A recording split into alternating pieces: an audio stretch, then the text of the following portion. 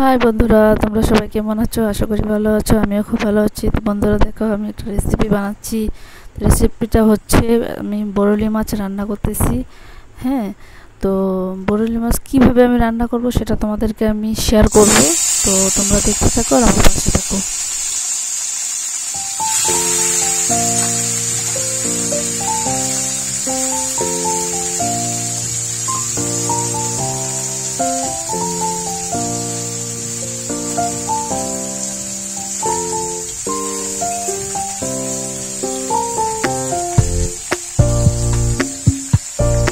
Finally আমার মাছ ভাজা হয়ে গেছে। এখন আমি এটাকে ঝোল বানাবো।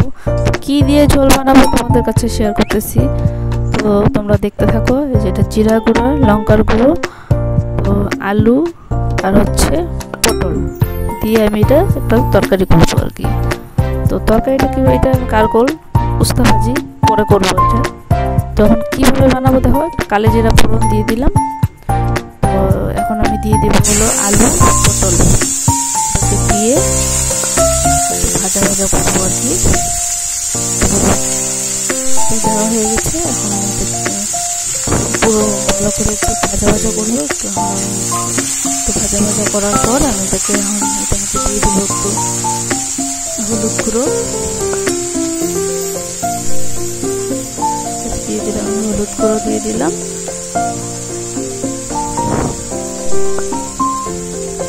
তো এখন এটার মধ্যে আমি দিয়ে দেবো স্বাদ মতো নুন।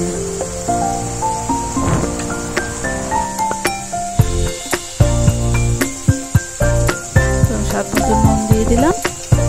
তখন এটা দেওয়ার পর আমি এটাকে ভাজা করবো, ভালো করে কষিয়ে নেবো আর কি। ভালো করে ভাজা ভাজা করবো এটাকে আমি।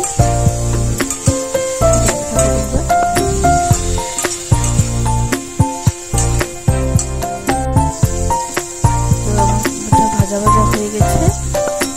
এখন এটার মধ্যে আমি দিয়ে দেবো জিরা গুঁড়ো, লঙ্কা গুঁড়ো। জিরা গুঁড়ো, লঙ্কা গুঁড়ো আমি দিয়ে দিলাম। এটাকে আমি একটু ভালো করে একটু কষিয়ে নেব।